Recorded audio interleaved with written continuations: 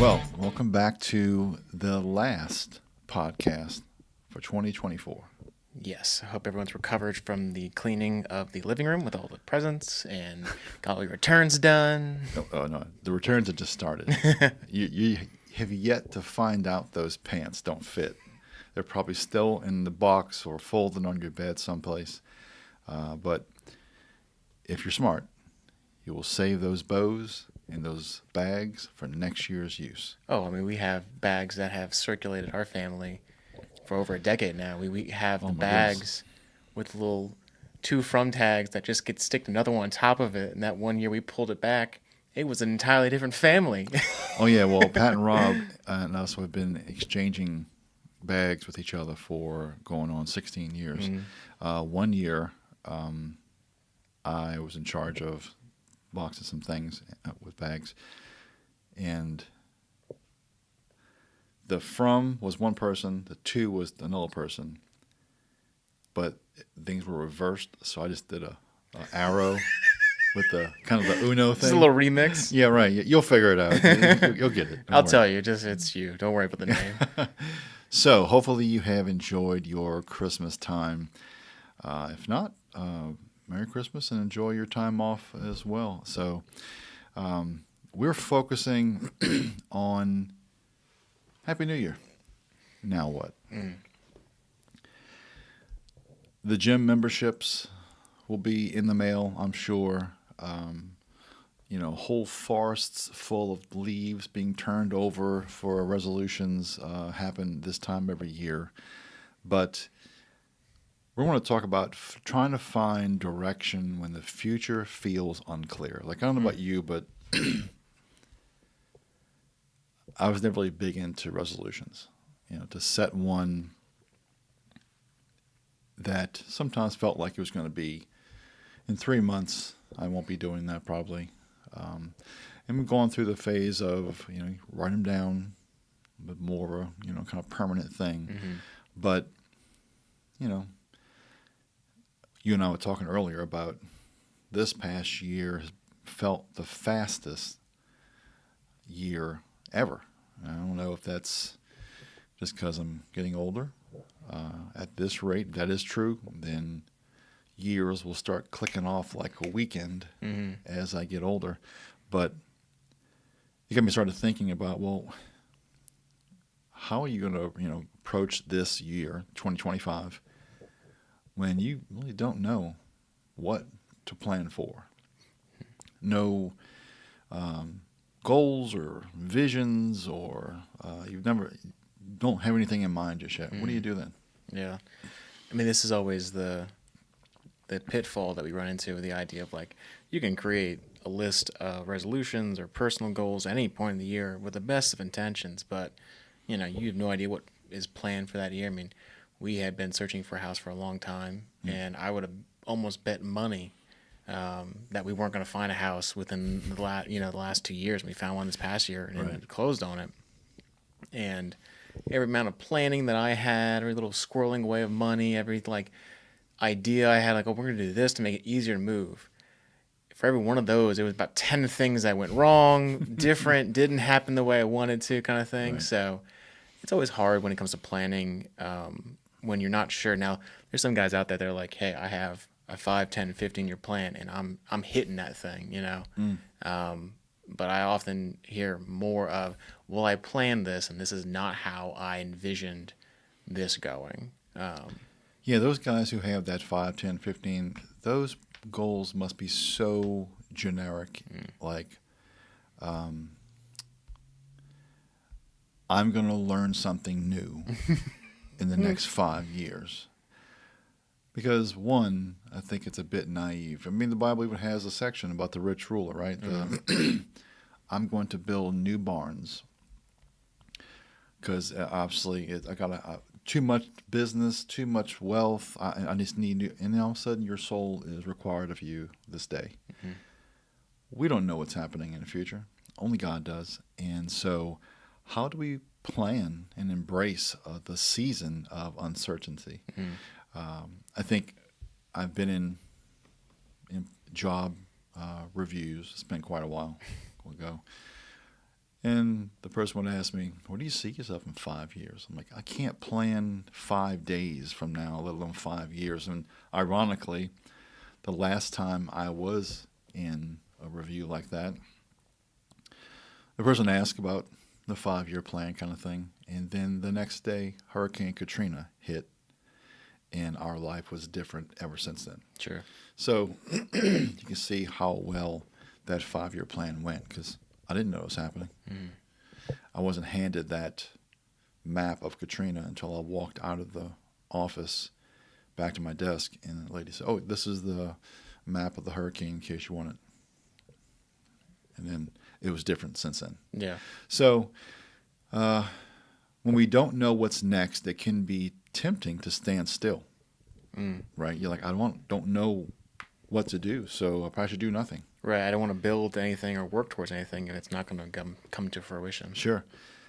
But God often uses seasons of uncertainty to teach us to trust Him. So this segment here is about learning to lean on God when the future feels unclear.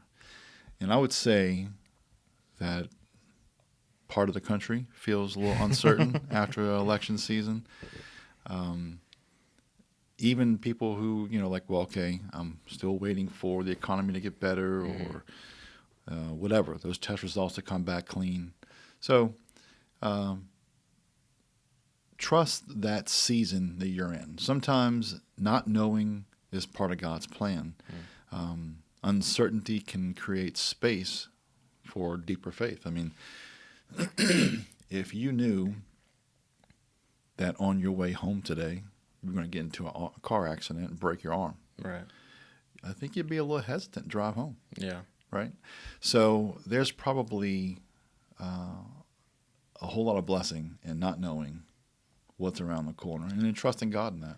Yeah, I mean, that applies to so much. I mean, we live in a world that's full of risks and things that can go wrong. I mean, whether that's, in the dating game of like, well, hey, if you know you're dating this person who could eventually cheat on you, would you still want to put yourself in that situation, even Sure. though you're growing from that in at respect? Heather used to work as an accountant.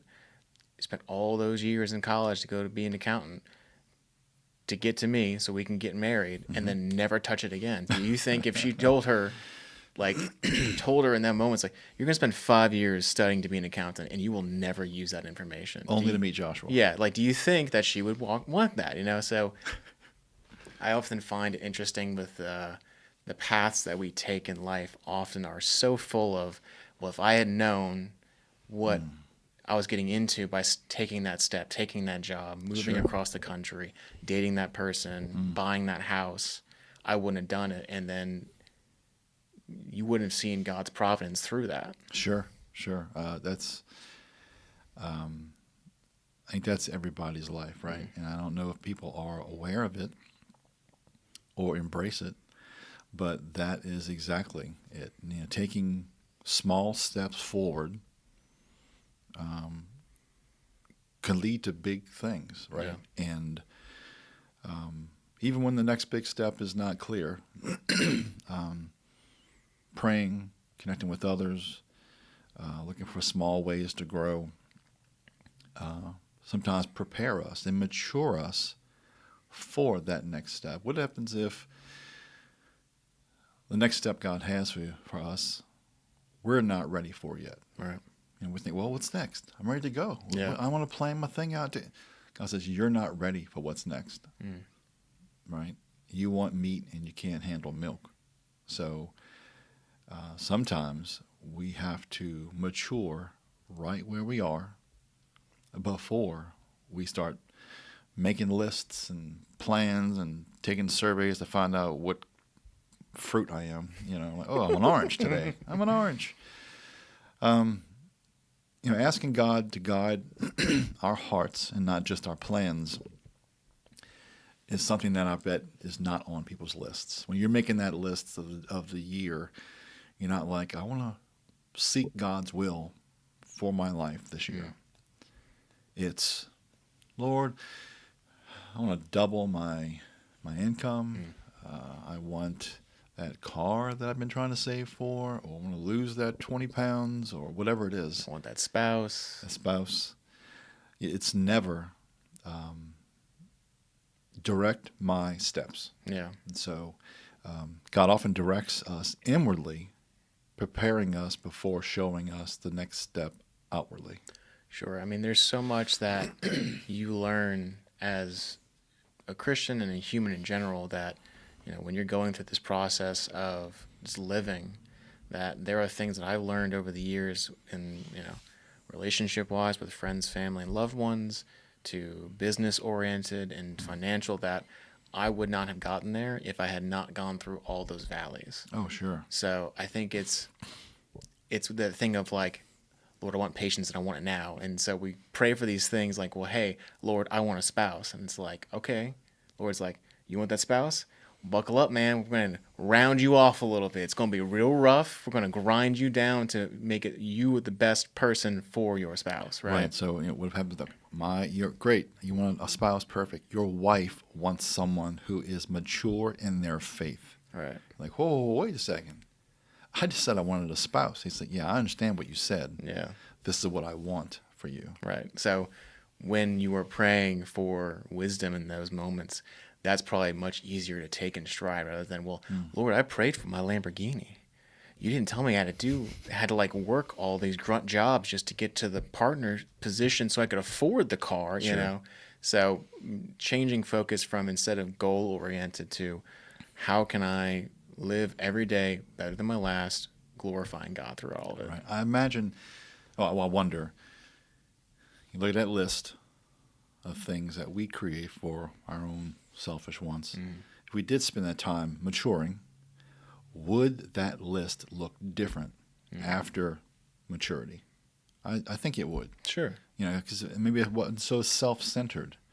Maybe it wasn't so materialistic. It's more like, well, I want to be a good communicator. I want to be a better husband, dad, and leader. I want to do this. I want to spread the good news.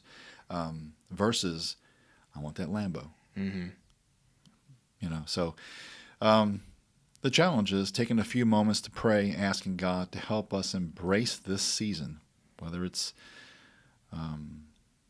unplanned or not.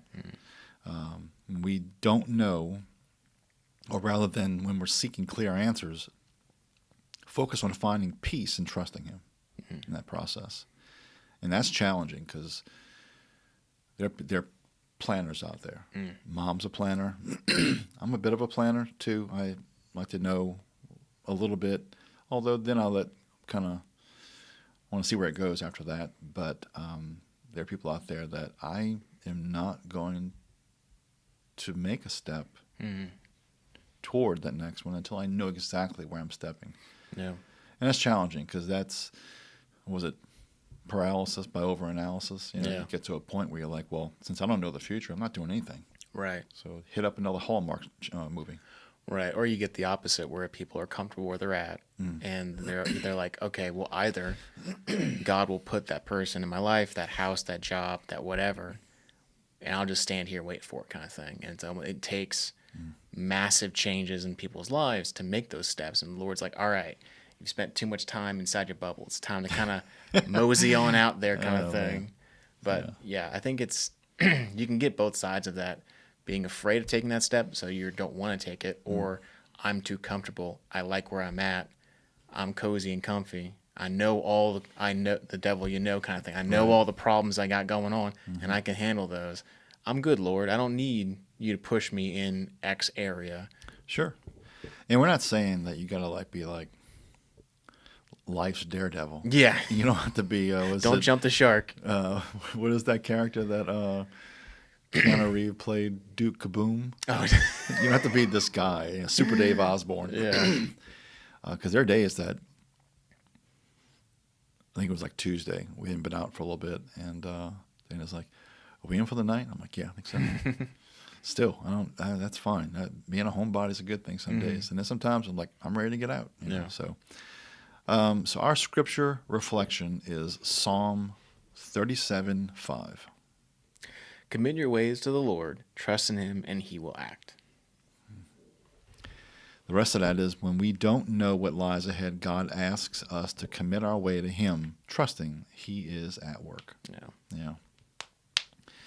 So as we finish up our first segment here, be sure to check out some of our resources on uncommon.org. There's one called Rest Boldly.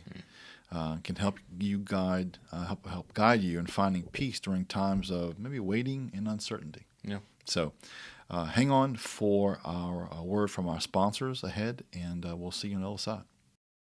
Uncommon would like to thank today's sponsor, Wilson Technology Group.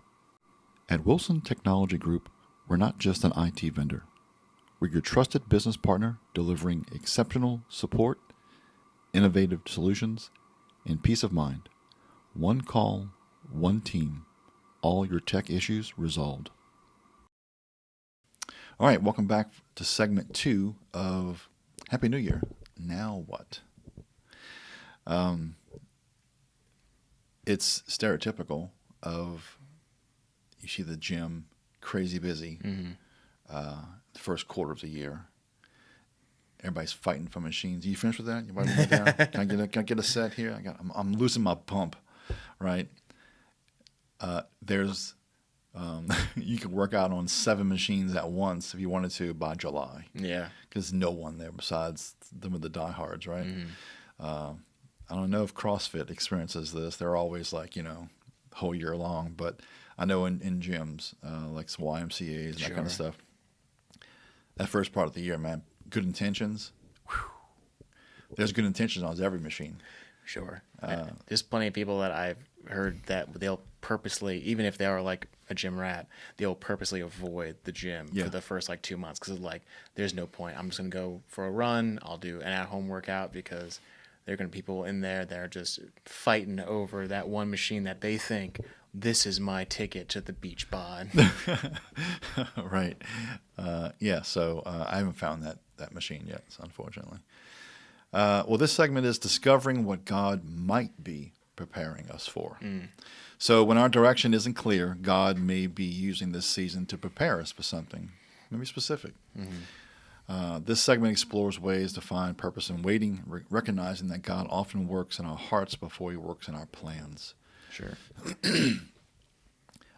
Not everybody likes that. No. Right? They're like, I would like to know that I'm doing this for a reason, kind of thing.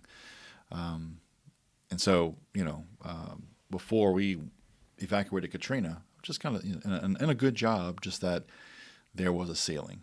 It was a small company. It was a great company, just that it was very small. There was really no place to advance. And it required a Katrina moment that lasted 2 years, that moment, by the way. Katrina moment for me to grow enough to start Studio 490 and get to a spot to take over Uncommon. And so looking back, you're like, man, thank God for Katrina. And we even have a blog about that, titled exactly that. Thank God for Katrina. People in Western North Carolina can't see that yet. Sure. But there may be some thank God for, Helena at some point in someone's future. And so those kind of plans, you're like, well, I had plans. Had all this stuff worked out, or I didn't anticipate that. So prepare instead of plan. Use this time to strengthen your faith and strengthen relationships and grow in areas that you feel led. You may find that, could you handle a big life change? We always like, well, I got these plans, I got the 5, 10, 15-year plan kind of thing. Sometimes we plan things that we know are safe increments. I don't think Jonah knew he was going on a 3-day cruise before God called him to go to Tarshish, right? Yeah, I mean, that's the biggest commonality of most of the people that were called in the Bible by God is they did not know what was that next step. I mean, Joseph did not know he was going to slavery. I'm sure Moses did not imagine, leading the Israelites in the desert for that long and not getting to step in the promised land. So many of these stories has that one thread of they didn't know, but they trusted God to get them through that. And I'm sure I look at the Israelites a lot because it's like, that's us of God got you out of Egypt, got you out of slavery. He's providing for you, yet you still can't trust him long enough not to build yourself an idol and something else and get all complainy, right? Right. And so, That calf making machine. yeah, I mean, they just gave me gold and pop. I don't know, man. It's weird. I blinked and it's there. But like, this is the thing of like, we are so like drawn to glittery and glam things of Sure. like everything from I want this, I want that, I want, this house, that person, this thing, that it takes real intentionality to sit down and say, all right, Lord, what are you trying to teach me in this season? Because I know plenty of people over my lifetime that I'm going to label them as just complainers. They like to complain. Sure. They want to be heard complaining. If they're not complaining about this, they're complaining about something that could happen later down the road. And like, instead of taking a moment to ask themselves that question of, all right, Lord, what are you trying to teach me with this thing? It's not fun. It's not great.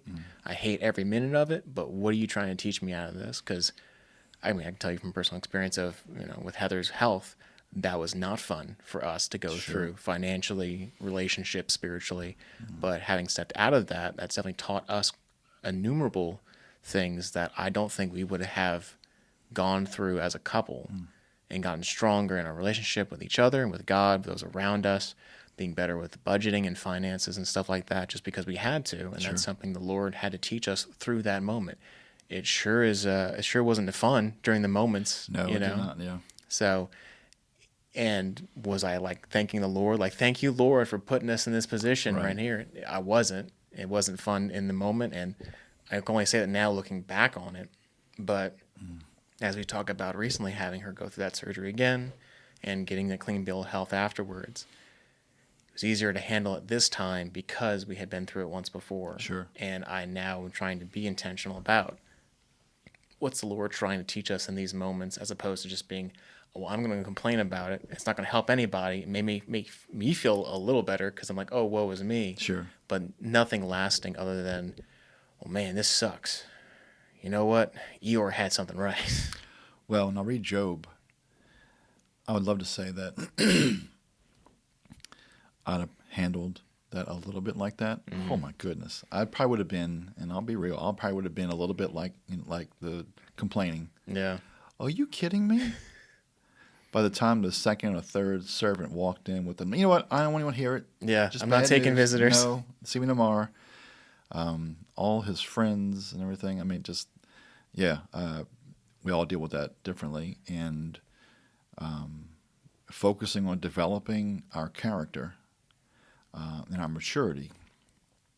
God often works in us before he works through us, and so asking him what qualities he wants to build in us during this season, I think pays off in the future. Sure. Right? So there's some things we just cannot handle. You can't be a leader of men if you don't know how to lead. And so, wanting to get married when you're not ready to be a husband, that's a dangerous ask. Yeah. Right? And I think a lot of people we know that, looking for their spouse, and you're like, there's some things that come with that. And I don't know if you're ready for that yet. And maturity takes time. It's not like, okay, I've been dieting for an hour. I'm not even thin yet. So it takes some time. And if you are impatient, and there are times I can be, you don't want to hear none of that. Sure. I mean, we talked about this earlier. Just because you're aging doesn't mean you're maturing. Sure. It doesn't happen magically. You don't wake up one morning and you go, you know what? No, I got I'm it. mature I now." understand it now. Yeah, that's silly old me. Like it takes time, effort, and allowing the Lord to work in your heart to take those steps. Because these guys spent so much time in prayer with the Lord daily to make sure their heart aligned with Him, so that He could use them going these places and spreading the good word. That I think it's stupid for us to assume, oh yeah, well, I got this. I just woke up today. You know what? I'm gonna be mature now. And even when they were told, like, Moses, like, all this stuff, the burning bush, it's not me. What you sent? Yeah, it's not me. And the Lord's like, nope, you're gonna be sent. Yeah. you, and we'll use Aaron to help with talking if you need to be, kind of thing. And Moses said, okay. I may not like it, and I'll probably learn to love it and grow into it. And he did, but that takes some maturity. Yeah. And so staying open to unexpected paths, that is sometimes the next step comes in a way that we don't expect, and keeping our heart open to new opportunities and listening for his voice. And that road less traveled, right? It's like, well, this one, it's like, we always talk about the Todd curse. The Todd curse, I'll let you in on it. If I'm getting ready to pick a line at, say, a supermarket, and they both look similar, there's two lines, and I get in one, woe to those people who are in that line with me. Yep. Because I've just stopped that for eternity. The other one, they're like Olympic sprinters. They're like, the fast pass. And here's the magic. I switch lanes, presto mundo. That one's not working, and this one's broken. Yes, this one condemned. This one, my register is on fire. This one here, everything's free. Just go on by. Yep. I could bring a NASCAR race to a halt if I got in line. It's crazy. And it's weird. We tease about it, but you've seen me in line before. I'm like, what? Heather thought I was crazy until we got married, and I was like, buckle up, because you now have the Todd curse. It's your last name. And she didn't believe me for the longest time until we kept going to one, I think it was like Hobby Lobby one day. I was like, watch this. And we did. And that happened. And she was like, I don't like this. I don't want this anymore. I was like, too late. No taxi vaccines. Too late, Todd. Unexpected paths. Obviously, I guess you can call almost everything unexpected because you don't know the future. But things like, a breakup. Job change. Job change. I just spent a little time in the ER with a kidney stone this past Saturday. Yay! Unexpectedness is something that, sometimes I fall into the category of, I don't have time for this mess, right? I got things to do, Yeah. And so unexpected paths, it's changed. Sometimes the next step comes in a way we don't obviously expect, but keeping our heart open to a new opportunity, that's what we're talking about here. Not really talking about hopefully never for you, kidney stone issues and ER, but things like, I just got laid off from my job. Now what? Great. I wasn't anticipating that. Right. I went in, I was working at a label corporation in New Orleans, and I put in for a Friday vacation. I got, this afternoon kind of thing, I got a call from the vice president. He said, we just closed down the whole art department. I'm sorry, but you're let go. He didn't really say it that nice. He said, you're fired, get out, Yeah. kind of thing, So obviously very unexpected, no warning, even though like companies sometimes want a 2-week notice. They don't give you that courtesy sometimes. Yeah. Unexpected, right? And so, but that put me on a path to find my next job and my next, which led here. And we called, that broken road is hazardous, but sometimes beautiful. Sure. And so the challenge here is to think of an area that you could focus on, like a relationship, a skill, maybe a habit, and use this time to build a foundation that will support whatever God has next. Yeah. Because, like we said, Happy New Year, now what? I mean, there's going to be things. You're going to experience something. Good, bad, or in between. We always talk about being in the middle of the mountain. Rarely are we at the very top, tippy top of the mountain. Yeah. And contrary to what all the complainers would say, you're rarely at the very bottom of the mountain. We spend most of our time in the middle of the mountain, going up and down, passing each other, going, how's your back? Oh, my ankle's broken. How about yours? So, getting to a spot where Paul knew there's going to be days after his probably third flogging and the boat issues and yes, I'm probably going to be bit by a snake near a campfire one day, probably, so there's going to be things that come our way. How do we prepare our hearts and our walk with Christ for that? Sure, because if we can build that muscle up when we're not going through those storms or not as intense, we can lean on them in those times, because nothing harder than trying to pail out water of a sinking boat, right? Sure. Rather than building some kind of system to help you through those problems Sure. and those storms. Because I can tell you, as a guy, my first inclination is not immediately to take it to the Lord, and that is just that's just human nature. It's not Sure. to immediately take it there, Yeah. but that is a habit that you can form over time. You're like, okay, I feel this way. I'm in the storm. I need to take the Lord first in prayer. Yeah. Yeah. We all had different ways we approach those things. I think only one works well. And I think as soon as we get in touch with seeking God's will and staying in the Word daily, as Andy Mineo says, if you stay ready, you won't have to get ready. And so our scripture reflection is Isaiah 40:31. But they who wait for the Lord shall renew their strength. They shall mount up with the wings like eagles, and they shall run and not be weary. They shall walk and not faint. Amen.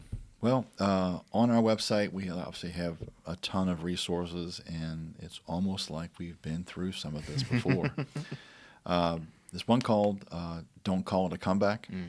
I think we wrote this one of the beginning of the years a while back. And on practical insights of growing in character, even in times of waiting. And it was probably around, COVID. I hate having all these milestones. You want to pick an unplanned thing, COVID-19. There's one for you. So, be sure to check out our website, uncommen.org. We have a membership for all access to our content now. We have an annual option and a monthly option, and we're constantly writing content for this. And by the time this podcast comes out, we will have a new Devo Plus called Legacy Minded that just dropped at the middle of December. Now, as soon as I say that, some unexpected thing will happen and it will not be out yet, but rest assured it is on its way. So hope you guys enjoyed this podcast, and whether you're a planner or you are a waiter, well, let's wait and see. Hope your new year 2025 goes well. So Joshua, hit him with it. If you're going to be something, be uncommon.